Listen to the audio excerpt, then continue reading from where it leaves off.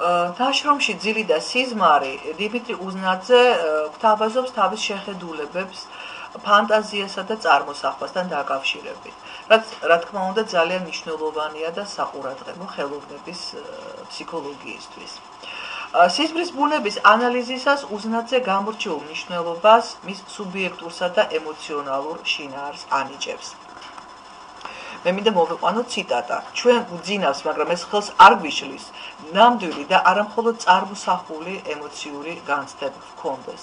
გრძნობა ემოცია აქტუალური განცდის სახით შედის სიზმრის შინაარსში. უზნაძის განმარტებით, სიზმარში ემოცია იმთავითვეა კავშირში ფანტაზიასთან. უფრო მეტიც, სიზმარი ფსიქიკური ფუნქციებიდან მხოლოდ წარმოსახვისა და ემოციის მუშაობას გულისხმობს, წერს ავტორი. სიზმრისას ფანტაზიისა და ემოციის დომინანტის მთავარი მიზეზი შემდგომია. დანარჩენი შემეცნებითი ფსიქიკური ფუნქციები გარე სინამდვილესთან, რეალობასთან კონტაქტს გულისხმობენ. აღქმა და აზროვნება რეალურსა და ობიექტურ სინამდვილეზეა დამოკიდებული.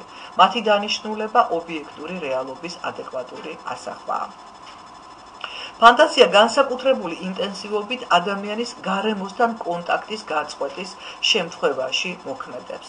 შესაბამისად, ძილი თვალსაჩინოდ აცხოველებს ფანტაზიის მოქმედებას. უზნაძის შეხედულებით, ემოცია კი არ განსაზღვრავს წარმოდგენასა და წარმოსახვით ხატებს. არამედ პირიქით, ფანტაზიის წარმოდგენები ემოციათა აღმოცენების მიზეზად იქცევა. შესაბამისად, უნდა ვიგულისხმოთ, რომ მხატვრული შემოქმედების ფუნდამენტს ფანტაზიისა და ემოციათა სფეროს აქტივირება და კოგნიტური შემეცნებითი პროცესების, აზროვნებისა და აღქმის როლის შესუსტება აგებს და აყალიბებს. შესაბამისად, შემოქმედება არა მხოლოდ უკავშირდება არაცნობიერ ფენომენებს, არამედ სწორედ აღნიშნული ფენომენებით აიხსნება. უზნაძე ერთმანეთს უპირისპირებს ცხადსა და სიზმარს და აღნიშნავს, რომ ცხადში ადამიანი გარე ობიექტური რეალობისადმი მიმართება, ხოლო ძილში ფსიქიკა თავადვე ქმნის სუბიექტურ რეალობას.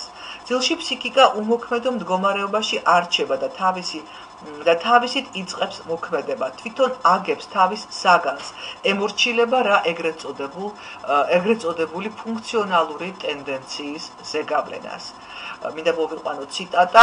სიზმარი ფსიქიკისთვის აუცილებელი საგნის საკუთარი ძალებით შემოქმედებისა და ფსიქიკურ შესაძლებლობათა თავისუფალი რეალიზაციის პროცესია. დიმიტრი უზნაძის განწყობის თეორიაში მნიშვნელოვანი ადგილი განეკუთვნება ფუნქციონალური ან აქტივობის ტენდენციის ფენომენს, რომელიც ადამიანში არსებული თანდაყოლილი, იმანენტური და თვითგამოვლენისადმი მიმართული ძალის სახით მოიაზრება. ფუნქციონალური ტენდენციის მიზეზით ადამიანი მოქმედებასა და აქტივობას გარეგანი სტიმულირებისა და შინაგანი მოთხოვნილების გარეშეც იწყებს. ასე მაგალითად, თამაშის იმპულსი უზნაძის თეორიაში სწორედ ფუნქციობის ტენდენციით აიხსნება. თამაშს სხვა გარეშე მოთხოვნილება არ უკავშირდება. ადამიანი თამაშობს თამაშისთვის. თამაშს საფუძვლად ფსიქიკისთვის დამახასიათებელი თვითგამოვლენისა და თვითაქტივაციის უნარის მქონე ფუნქციონალური ტენდენცია ედება. თამაში ფსიქიკის თავისუფალი და არაიძულებითი გარეგანი თუ შინაგანი საჭიროებით სტიმულირებული თვითგამოვლენის ფორმაა. უზნაძე მიუთითებს, რომ ფუნქციონალური ტენდენციის ამოქმედებას არარეალიზებული, გამოვლენის გარეშე დარჩენილი ფსიქიკური ფუნქციების არსებობა განსაზღვრავს. ჩვენ შეგვიძლია შევადაროთ ფსიქოანალიზში, როგორ გაიგება სიზმრისა და მხატვრული შემოქმედების კავშირი არარეალიზებულ მოთხოვნილებებთან. სიზმრისა და ფუნქციობის ტენდენციას შორის კავშირისა და მიმართების იდეა შესაძლებელია დავუკავშიროთ მხატვრულ შემოქმედებასა და ხელოვნებასაც.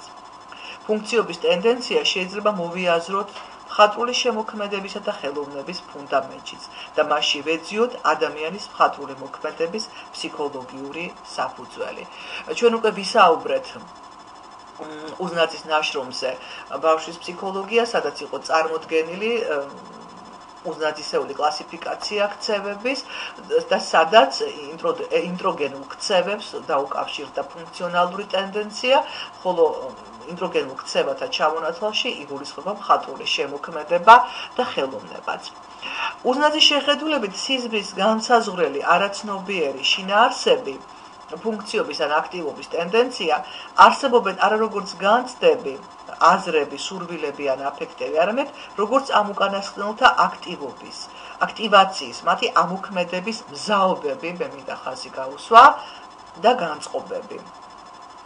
ფუნქციობის ტენდენციაში გარკვეული მიმართულებით აქტივობისა და გარკვეული განცდისადმი მიდრეკილება, განწყობა ან მზაობა იგულისხმება.